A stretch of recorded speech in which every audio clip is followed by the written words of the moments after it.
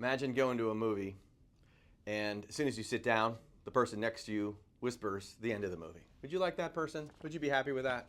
No, you would not like that.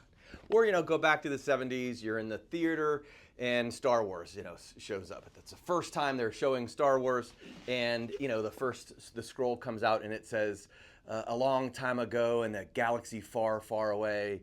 Darth Vader is Luke's father. Now, if you didn't know that, sorry, but like that type of spoiler, that would bug you, right? I mean, it's sort of fun to figure that out later. A huge part of what life and movies are about is mystery, but also life. It's supposed to be a mystery for a bunch of different reasons.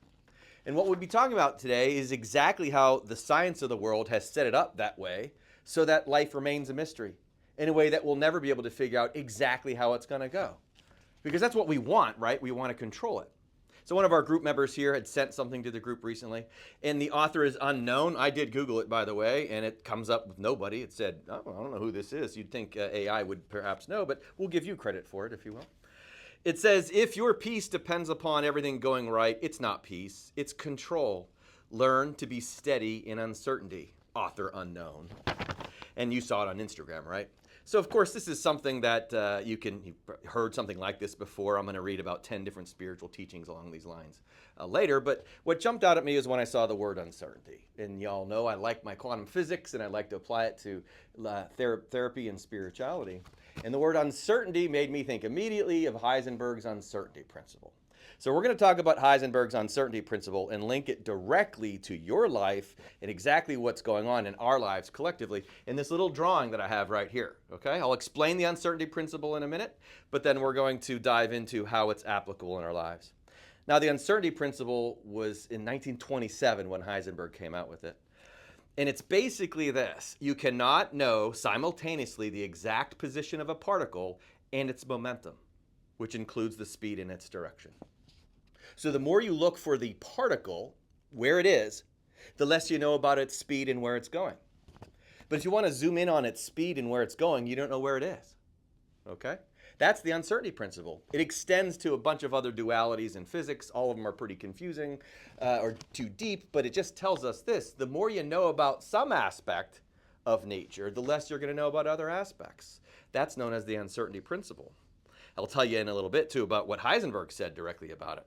But for simplicity's purposes, what I want you to think of is how life was set up with the physics to be uncertain for a very specific reason.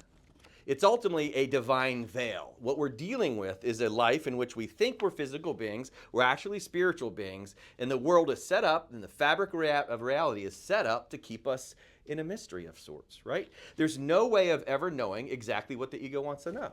Because the ego wants to control. It wants to insist on its own way. It wants to say, hey, when's this going to happen? How's this going to happen? What's going to be the end result of this? And we're not really allowed to know that. The more you get one aspect of your life, another aspect is going to get messed up one way or another. It's just how it goes. I've said before, one of my favorite jokes: how do you make God laugh? You tell him your plans, right? And even Jesus, not my will be done, but thy will. He had to surrender to the idea of he can't control how it's going to go. He didn't want it to go that way, but it went that way. So it's a divine veil. Life is ultimately an unfolding. It is a movie, and we're in it. We're the characters. We've been talking about that a lot anyways, and we're going to be doing a whole series on Leela coming up, that we are all indeed actors and actresses on a stage. And the universe is unfolding through us, and we're all having this experience together, and we're characters in each other's lives. That's all the ego costume level. Who are we really? It's what we did last week.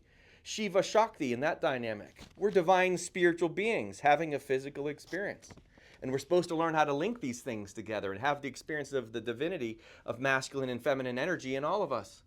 And the marriage of those two is what Apostle Paul calls literally, the two shall become one flesh, and this mystery is profound.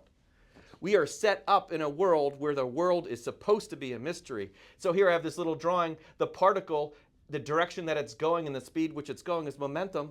And if I zone in on that, I don't know where it is. And the position, if I zone in on that, I don't know what the momentum is. Well, we can just switch those words into what, when, and where. All right? What, the particle, what's going to happen? And when is it going to happen? And which direction am I going? Good luck nailing all those. You're not going to be able to. It's set up that way on purpose. It's set up that way to keep the veil in place so that it can maintain a divine mystery, and so that we eventually, all of us collectively eventually surrender. So that the ego idea of who and what we think we are eventually surrenders and it becomes something else. The awakening quality, the born again quality. The word Islam literally means to surrender. The word Muslim is one who has surrendered. And as we go through about 5 or 6 different spiritual disciplines, they're all teaching the same thing. To try to control which direction your life is going to go, I mean, give it a shot for a while. It might work a little, but eventually, again, something else is going to pop up to keep the mystery going. What works is for you to surrender and to allow the faith to surface, and then the world tends to go better. So, about 2.5 decades after the uncertainty principle was discussed by Heisenberg, he himself said this, quote, "What we observe is not nature itself, but nature exposed to our method of questioning." This is essentially the observer effect. The way you look at the circumstances affects the circumstance. That's why it is uncertain. How does nature know how you're going to look at it? Circumstances show up, and then you bring your spirit, your focus, or your ego to the circumstances. Nature doesn't know what you're going to do. It'll respond in kind to how you look at it. But this is Heisenberg himself saying of his own uncertainty principle, not nature, but how we look at it, the method of questioning, ultimately. Do you look at it in a peaceful direction? Do you look at it from a unifying direction? Or do you look at it for division, opportunity to win and to beat other people? Do you look at it through the lens of fear, shame, and guilt? Or opportunity for growth and love and mercy and forgiveness? See, what you bring to it affects it. This is why nature is uncertain, ultimately. It's going to feed something back to you based upon the way you're looking at it. And then, of the relationship between science and spirituality, Heisenberg said, beauty is the translucence through the material phenomenon of the eternal splendor of the one. Okay? He was one of the scientists that became fairly mystical. The more he got into things, the more he saw the nature of what he's calling the one. What is this? Beauty. He's defining beauty as translucence. What is translucence? It's when light can shine through. Translucence through the material phenomenon of the eternal splendor of the one. So what do we have? The one. Again, last week we talked about the one and Shiva and pure consciousness. And then what is material phenomenon? It's the science of things. Translucence is the shining of the light through the science into our world of form. And it's the splendor of the one. Once again, there's the mystery of the two becoming one flesh, the two being the energies of things, which we all have the experience of. And the mystery is profound because we're not aware that this is happening, okay? But it's what's happening. The one, God, consciousness you could call it, is revealing itself to you through form. And this is Heisenberg talking about his own uncertainty principle that way. Well, it just so happens that all the prophets back this up, and all the great mystical teachings back this up. And so the science is nice, but you don't need any of the science. It's good to know there's an uncertainty principle. Or you could have just done what all these teachings say in the first place, is just trust. Even though things might get difficult, keep trusting. Because you don't know how the movie's going to end. It would be boring if someone told you at the beginning of Braveheart that Mel Gibson as William Wallace. I'm not going to ruin the end. You probably know it already, but you don't want the ending ruined, okay? The fact is, I can ruin part of the ending. You're going to figure it out eventually. And it's going to be you as God consciousness. It's going to be you as Shiva into Shakti, the experience. That's what it's going to be. But how it's going to happen, what, when, and where, we don't know. It's one of my favorite little jokes, too. If we knew when enlightenment happened, if we knew when our awakened experience would happen, we would put that on Facebook, right? Birth date, enlightenment date, right? Thing that led to it. Who knows, okay? Enlightenment is very subtle. We don't know. In fact, some people are enlightened and they still don't even know it's that subtle. Okay? So, what, when, and where, it's really not known. We can't control that at all. That's the nature of the world that we're in. So, here we have all the teachers, the various teachers one way or another backing all this up. So, I touch on a lot of different philosophies here, but you'll see it's all saying the same thing. Chapter 2 of the Tao Te Ching, the master acts without doing anything and teaches without saying anything. Things arise and she lets them come. Things disappear and she lets them go. There's zero control here. not doing anything, not saying anything, letting things show up and letting them leave. Now, again, this isn't to be misinterpreted as physical advice, okay? This is mental, spiritual advice. You can trust what's happening to you, okay? Things happen, and then they go away. Watch it show up, and then watch it leave. That's going to be the master. You should still pay your bills and stop at stoplights and do things like that. Eat your veggies, do the basics. But this is spiritual advice. This is mental advice, not physical advice. Chapter 10 of the Tao, can you let your body be guided by your spirit and embrace the one without departing from it? I have no doubt many of these physicists who have these deep esoteric teachings read the Tao and many others, and here's the Tao referring to the one, the same one that Heisenberg just called the splendor of the one. Can you let your body be guided by the spirit? What does that mean? Get the ego out of the way, okay? The ego wants to know the who, what, when, and where.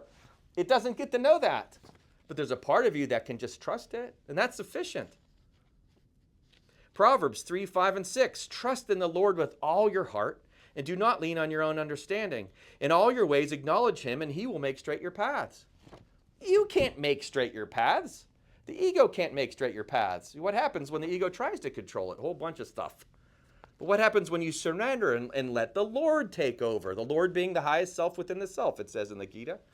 The Lord being the spiritual essence that's inside of all of us. The very Shiva or the Atman that we are all experiencing from Brahman, that we're all that, know ye not ye are gods? Let that think for you. Jesus in Isaiah says, my thoughts are higher than your thoughts. Stop thinking like the ego, because it doesn't know what it's doing, and it's never going to know, thanks to the uncertainty principle. In Luke 9:23, Jesus himself, whoever wants to be my disciple must deny themselves. That's interesting. Deny yourself. Stop thinking that you can do anything about it. Right back to the verse 2 of the Tao. You're not doing anything, and you're not saying anything. All you're doing is perceiving. What we're doing is sensing love, if you will. If you sense love, you seek love, you get love. You then channel love. That's it. Isn't that super simple? The ego is doing all this analysis, and it's doing a very bad job of it, and it'll never do a good job of it. But if you seek love, you'll find love. Seek and you will find. To be Jesus' disciple requires a lot of stuff, like forgiving yourself, forgiving others, loving your enemies, okay? Embracing and trusting and loving God with all your heart, soul, mind, and strength. That's a lot there, but how much of that is doing? It's perceiving, it's mental, and it's spiritual. In the Quran, Surah 65:3, Muhammad reveals, and whoever relies upon Allah, then he is sufficient for him. Okay, Allah, God, as long as you just trust, that's enough. Now, this doesn't mean you shouldn't do the physical things. Go do them, but do them with a level of trust. It's happening like a movie. It's a profound mystery. It's being revealed to you. That's the beauty of it. In the Dhammapada, which is Buddha, verse 348, let go of the past, let go of the future, let go of the present. Then your mind will be released, and you'll go beyond birth and death. Because you're escaping what is birth and death. That's the ego. We have a physical birth, ego shows up, lives its life, wants to control things, does a very bad job of it, dies, ego dies, and then you're back to spirit form. Okay? That's the alpha and the omega. It's also Shiva and Shakti again, too. Your experience of the spiritual into form, well, we all have that. Ego's there, and as it's there, it tries to control. But if you let go of the past, the present, and the future, what does that include? Everything. Let go of all of it, says the Buddha, and your mind is released. With it released, you can see clearly. In the Bhagavad Gita, which is Krishna, just surrender unto me, and I shall deliver you. Do not fear. All right? Really sage advice. The idea is stop with the thinking, stop with the obsessing, go live in the uncertainty, as the original verse says. Learn to be steady in uncertainty. It's going to be uncertain. Be steady with it. In many ways, it's very much like riding a surfboard on a wave. Difficult, right? Wave goes up and down.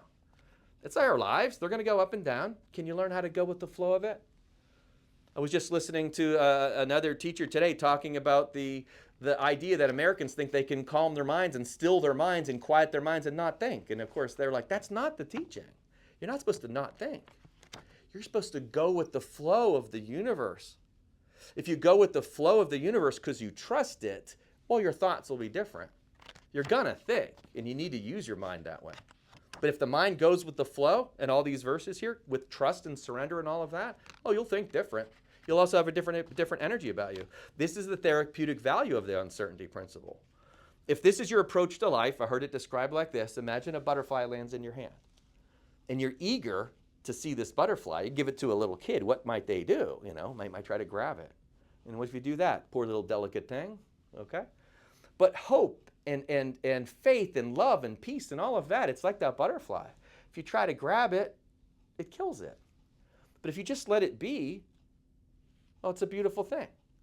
That's the therapeutic value of this. This is how we strengthen the peace and the joy and love inside of ourselves. And this is ultimately equanimity. The goal of getting the mind to the state of peace is not by not thinking. It's by trusting and surrendering and going with the flow of things and not assuming you understand what's best, because none of us do. The universe does. Let it think for you. Therefore, embrace uncertainty so your mind can relax, so your heart can open up, and so your soul can breathe.